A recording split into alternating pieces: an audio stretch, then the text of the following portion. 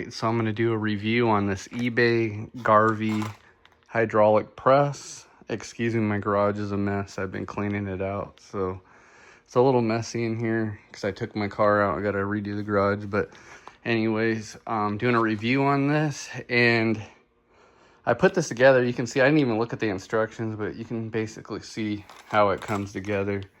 It's not very hard, but it does have two issues that I want to address. But I paid $170, or I think 171 shipped to my house, and this thing probably weighs like, I don't know, maybe just over 100 pounds, maybe like 120. I'm not quite sure.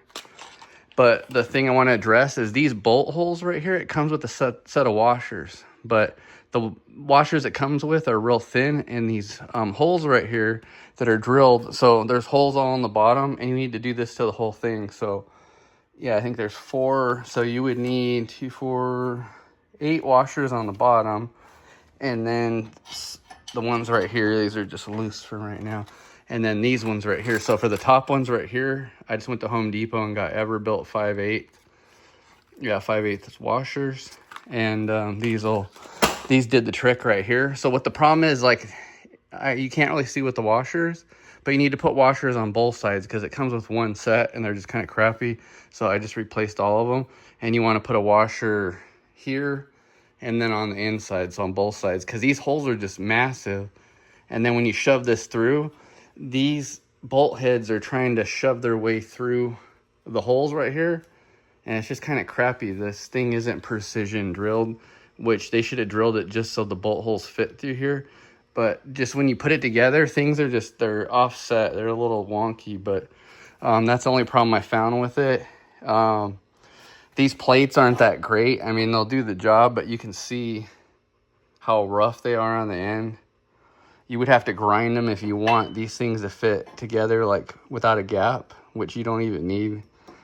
Yeah, it's just one side's smooth and the other side's just really rough, like a childlike plasma cutter. That's probably what they use. Like, yeah, a Fisher Price plasma cutter to cut this thing. But yeah, and the other problem I found, so the second problem is, this isn't the other problem, is this thing just, if you don't have it on there, this thing moves around.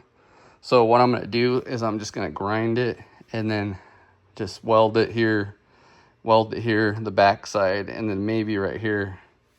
Because if this thing ever breaks, I can just get a cutting wheel and just cut the welds and take this thing off and replace it.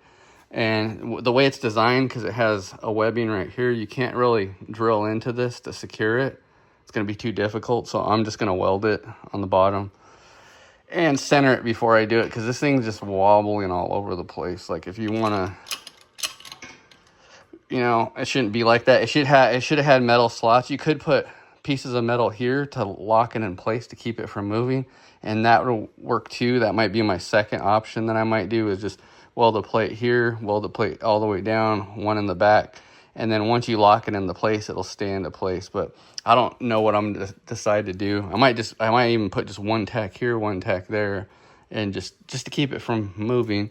But I would say, all in all, for a 20-ton jack to pay 170 ship, I would say it's worth it, because the ones I was going to buy for 300, they're just really full of rust and all the paint's coming off of them.